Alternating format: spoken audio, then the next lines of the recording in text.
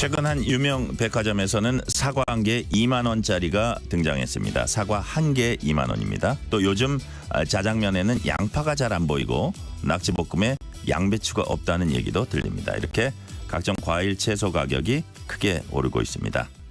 정부의 농산물 가격 안정책과 양곡법 문제 등을 농림축산식품부 송미령 장관과 함께 얘기 나눠보겠습니다. 장관님 어서 오세요. 네, 안녕하세요. 장관님도 장 보시죠? 네, 일주일에 한 번씩 장 보고 보세요. 있습니다. 집 근처 마트 가시나요? 마트도 가고요. 저는 자동차가 없습니다. 그래서 예. 배달을 해주는 백화점에 가기도 합니다. 그러시군요. 네.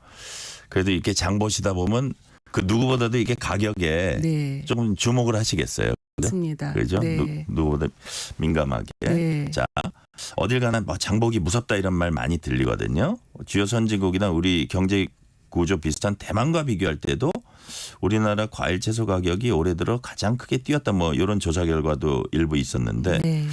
구체적으로 얼마나 비싼지 그리고 최근에도 그렇게 계속 오름세인지 최근 상황까지 좀 엮어서 설명을 부탁드릴게요. 네, 저도 장을 보고 주위에서 이제 친구들도 장 보고 와서 저한테 이야기를 또 하기도 합니다. 네네. 근데 어디서 장 보느냐에 따라 사실 가격이 똑같은 물건이라도 다르기도 합니다. 그렇죠. 그리고 제가 농산물 수급 또 물가 관련 현장을 정말 많이 갔거든요. 거의 네. 한 35번 뭐 이 네네. 정도 갔습니다. 그래서 그렇게 넉 달 동안 35번. 예, 36번이네요. 우와, 예, 많이 다니셨네요. 36번. 예, 그래서 여러 의견을 청취를 하면서 저희가 대책을 강구를 했습니다. 근데 이제 4월 소비자 물가가 발표가 됐고요. 네. 전체 물가 상승률이 작년 4월과 대비해서 2.9% 올랐다. 그래서 이 숫자는 우리 이제 한 3개월 만에 3% 아래로 좀 떨어져서 그래도 다행이다라고 이제 하는 의견도 있는데 이제 문제는 우리 장바구니 물가는 체감이 안 됩니다라는 이야기를 많이 하세요. 떨어졌다는 게. 네, 예, 예, 그러니까 2.9%라는데 장바구니 물가는 아직 그런 것 같지 않습니다라는 이야기를 하는데 농산물 물가도 사실은 전월과 비교하면 3.9% 떨어졌습니다. 그러니까 네. 추세상으로는 하향 안정 추세인데 전체 물가 하락이 이제 2.9% 상승이 된 것에 비하면 아직은 이제 농산물 물가가 약간 높은 편인데요. 그래도 다행스러운 건 기상이 점점 호전되고 있고 정부가 긴급 가격 안정 대책을 했습니다. 예, 예. 납품 단가 지원, 뭐 소비자 할인 지원 이렇게 했기 때문에 전반적으로 지난해보다는 여전히 높은 수준인 것은 맞는데 그래도 하향 되는 추세에 있다라고 이해를 해주시면 좋을 것 같습니다. 추세는 나쁘지 않다. 네. 그런 말씀이시죠? 네, 그리고 점점 좋아질 것이다 이 이야기도 좀 드리고 싶습니다. 네. 지금 방금 말씀하신 대로 취임 후 넉 달 동안 현장 점검 35차례, 36차례 하셨고 또 최근에 보니까 유통 실태 파악하기 위한 본부처 합동 점검도 하셨어요. 네, 네. 그 유통 실태를 좀 살펴보니까 어떻습니까? 네, 그러니까 우리나라 이제 이렇게 지금 농산물 물가 오른 것이 뭐 여러 이유가 있지만 작년에 제일 중요한 건 작년에 기후 때문에 생산이 줄었기 때문입니다. 네, 네. 근데 또 하나의 요인으로 국민들께서 많이 말씀하시는 것이 그 유통 문제 때문 아니냐라는 지적들도 많았습니다. 그래서 네네. 저희들이 유통 실태를 6개 부처 합동으로 해서 산지부터 도매까지 단계별로 점검을 했습니다. 그리고 혹시 사재기나 담합 같은 불공정 행위가 있지는 않은지 그것도 함께 점검을 했습니다. 그래서 도매 단계에서 보니까 그 아무래도 도매 법인들이 계속 같은 분들이 이제 계시는데 성과를 가지고 평가를 해야 되는데 그렇게 하지를 못했습니다. 그래서 그 경쟁을 좀 해야 될 필요가 있다. 그리고 그 수수료라는 게 있는데 수수료도 좀 너무 높은 것은 아닌지 검토해야 되겠다. 저희가 그런 문제를 좀 알게 됐고요. 그리고 산지 같은 경우에는 산지가 너무 영세하고 규모가 작고 노후화돼 있어서 그 시장 교섭력을 갖지를 못하기 때문에 산지도 좀 고쳐야 되겠다. 그래서 여러 가지 이제 점검을 한 결과를 가지고 그 유통 실태 개선 방안을 발표를 하였습니다. 네네. 네. 그 지금 방금 유통 구조 개선 네. 방안은 이제 네. 설명을 해주셨고요. 네. 농산물 수입 네. 이런 거를 포함해서 또 구조적 변화가 더 필요하다 이런 또 지적도 있어요. 네, 네, 그렇습니다.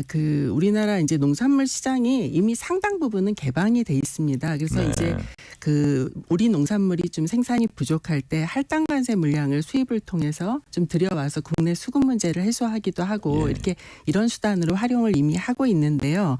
다만 농산물 같은 경우에는 수입 과정에서 병해충이 유입이 될 수가 있고요. 네네. 이 피해가 국내 농산물 전체로 확산이 될 수 있기 때문에 시장 개방과는 별개로 국제식물보호협약이라는 게 있습니다.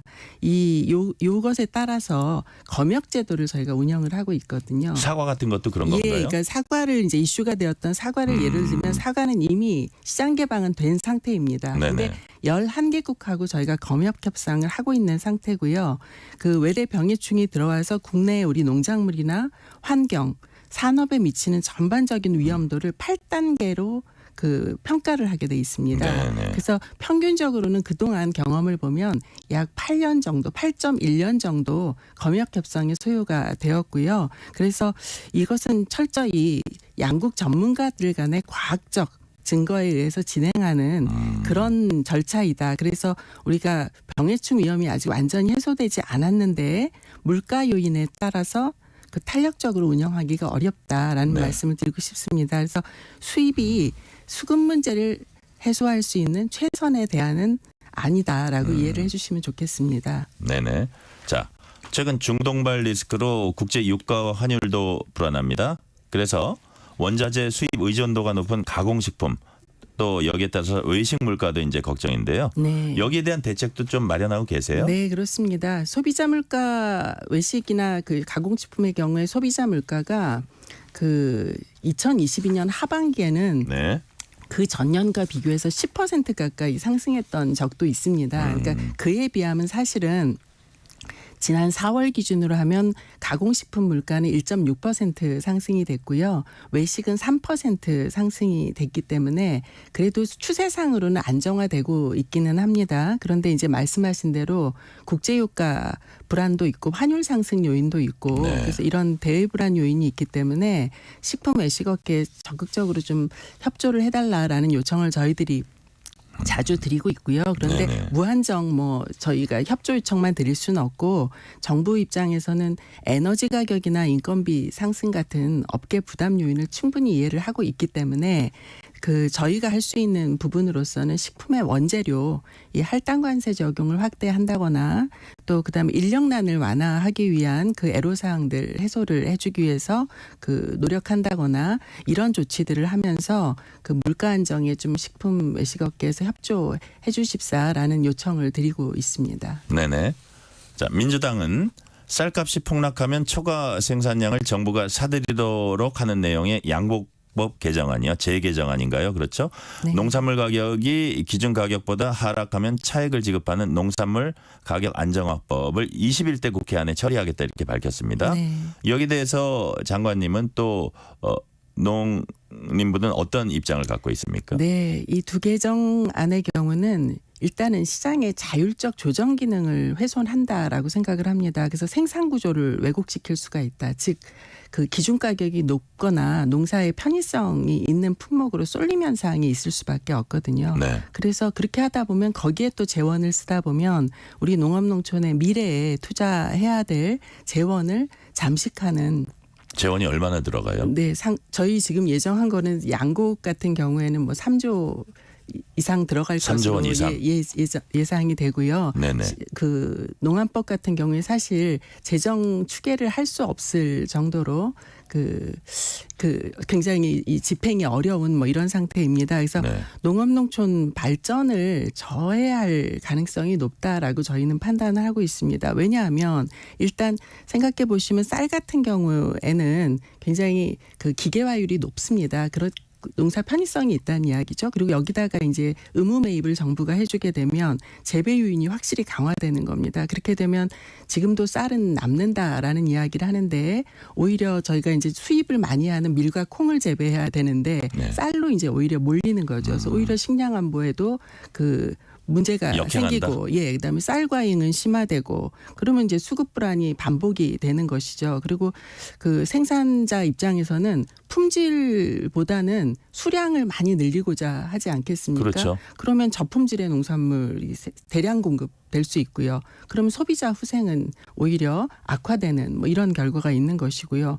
그다음에 이제 그 과잉된 쌀을 매입해야 되고 또 그 농안법에 의해서 예, 그다음에 가격 보전에 소요되는 재정 지출도 계속 확대되지 않겠습니까? 그렇게 되면 우리 농업계 수건이 농업직불제 5조 원, 뭐 이제 이게 대통령께서도 약속을 하셨는데요. 5조 원인데, 그리고 미래를 위해서는 청년동을 유입시키고 스마트 농업도 육성을 해야 되는데, 이렇게 미래 농업 발전을 위해 쓰여야 될 재원을 낭비하는 뭐 그런 결과를 초래하게 됩니다. 네네. 네. 자, 재원도 꽤 큰 규모인데다가 그 돈은 다른 분야의 농업의 네. 다른 분야에 써야 훨씬 더 적절하게 할 수 있다. 네. 그런 말씀 같거든요. 네. 그럼 남는 쌀 줄이기 위해서는 어떻게 해야 됩니까? 이럴 경우에? 남는 쌀을 줄이려고 저희가 이제 생각하는 방식은 예. 전략작물 직불제라는 것을 지금 이야기를 하고 있습니다. 네네. 그러니까 전략작물 직불제는 한마디로 그 논의 형상은 유지를 하면서도 우리가 수입을 많이 하고 있는 밀과 콩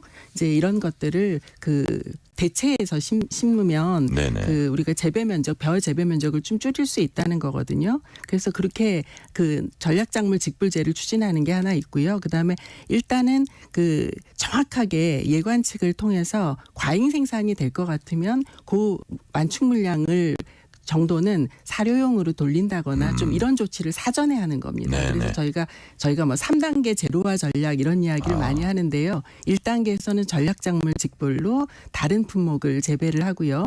2단계에서는 그 완충 물량을 조기에 확보를 하는 겁니다. 그리고 나서도 수확 후에 필요하다면 그 추가적인 수급 안정 조치를 실시한다라는 것이 저희들이 좀 생각하는 뭐 그런 전략이라고 할 수 있습니다. 네네.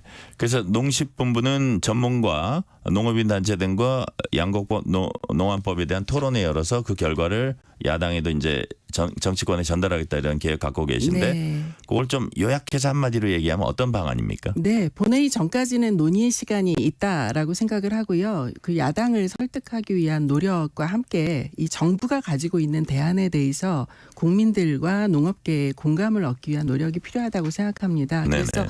다양한 경로로 소통을 할 것이고요. 이게 이제 언론과 또 우리 전문가, 농업인 단체들과도 그 더 좋은 대안에 대해서 함께 숙고하는 그런 시간을 가져보려고 합니다. 네.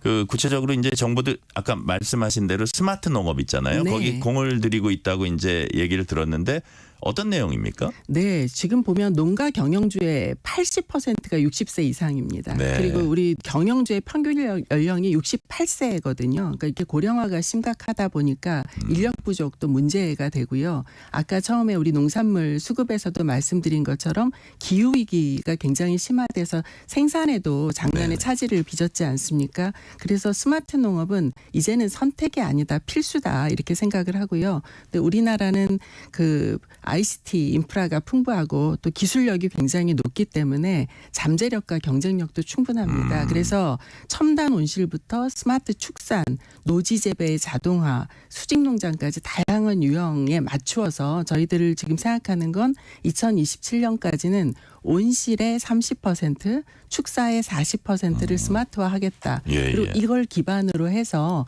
그 수출 산업화하겠다라는 전략을 가지고 있습니다. 청년들을 여기에 좀 끌어들이는 것도 괜찮은 방법 같아요. 네, 가장 중요한 그렇죠? 예, 가장 중요한 것입니다. 지금까지 네.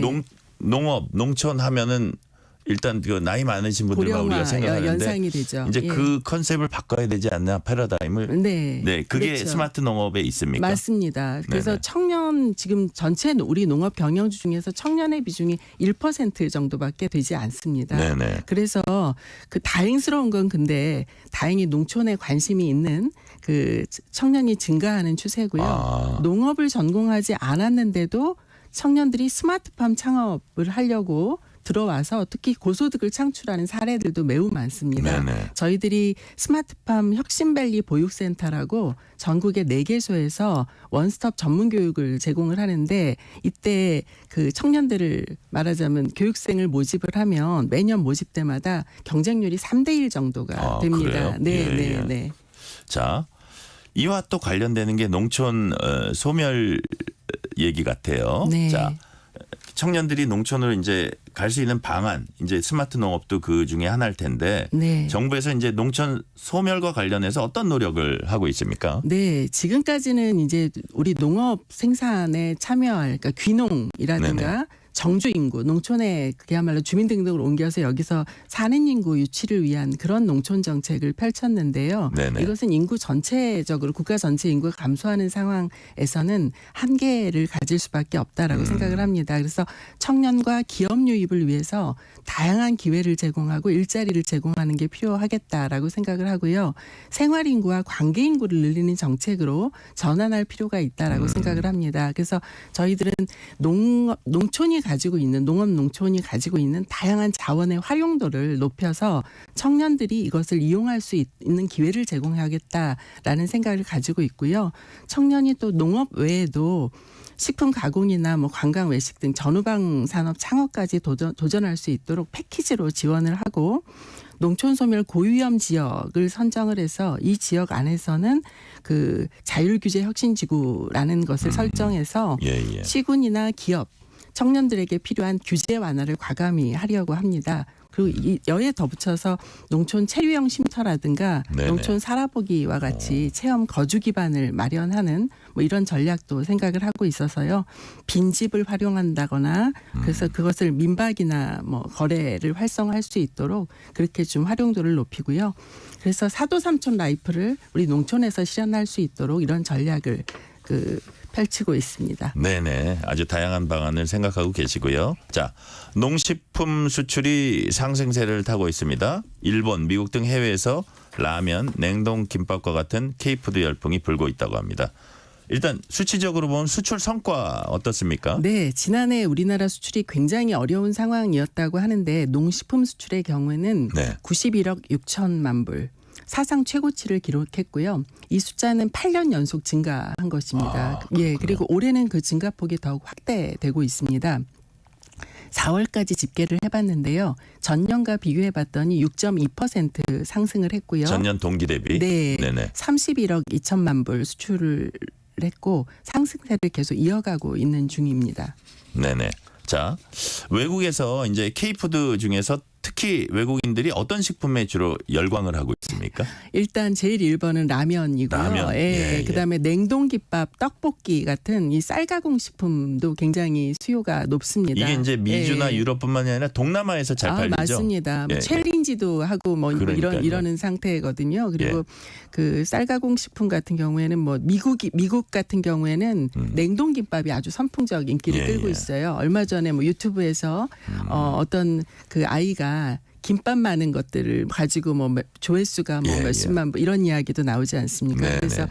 그리고 가공식품도 있지만 또 신선식품도 그 상당히 이제 늘어나고 있습니다. 수출이 특히 김치, 네.